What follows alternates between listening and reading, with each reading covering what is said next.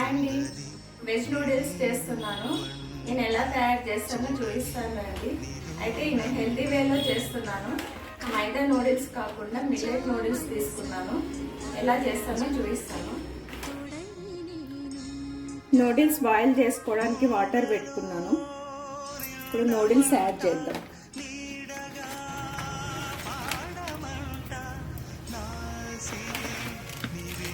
ఈ noodles boil అయ్యేలోపు vegetables cut చేసుకున్నాం. 2 బీన్స్ తర్వాత చిన్నగా కట్ చేసుకున్నాం. నూడిల్స్ అంటే అందరికీ ఇష్టమేనండి, కానీ ఇలా ట్రై చేయండి. మిల్లెట్స్తో నూడిల్స్ కొంచెం హెల్దీ వేలో బాగుంటుంది. ఇవాళ నాకు అందరికీ ఇష్టమే. ఈ మైదా ఇవన్నీ తినే హెల్త్ పాడైపోతుంది కాబట్టి ఇలా ట్రై చేయండి. నేనైతే వెజిటేబుల్స్ కూడా ఎక్కువ వేసుకుంటానండి. నూడిల్స్ అంటే అందరికీ ఇష్టమేనండి, చిన్నవాళ్ళ నుంచి పెద్దవాళ్ళ దాకా.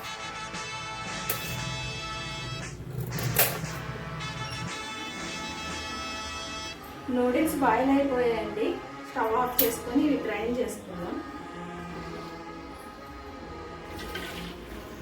నూడిల్స్ ఇలా డ్రైన్ చేసుకున్నాం కదా, తర్వాత కూల్ వాటర్లోకి వేసుకుందాం.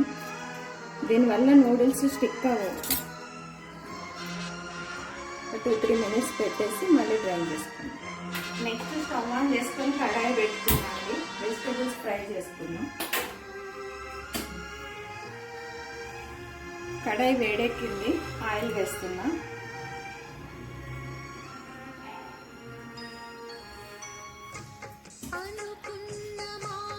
ఆయిల్ వేడైంది, క్యారెట్ వేసుకుందాం. బీన్స్ వేస్తున్నా.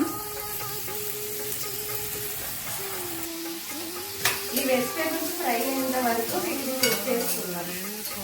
వెజిటేబుల్స్ కుక్ అయ్యాయండి. ఇప్పుడు టమాటా సాస్, సోయా సాస్ వేసుకుందాం. టమాటా సాస్ వేసుకున్నాం.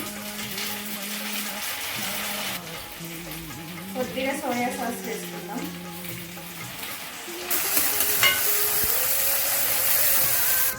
ఇందులోకి నూడిల్స్ మసాలా వేస్తున్నాను.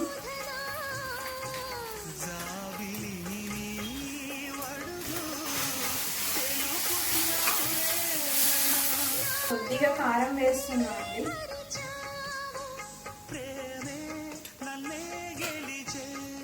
కొద్దిగా సాల్ట్ వేసుకుంటున్నాం.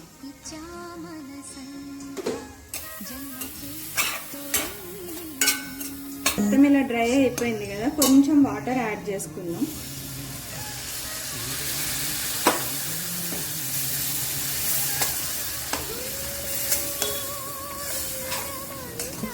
ఇలా బాయిల్ అవుతుంది కదండి, ఇప్పుడు నూడిల్స్ యాడ్ చేసుకుందాం.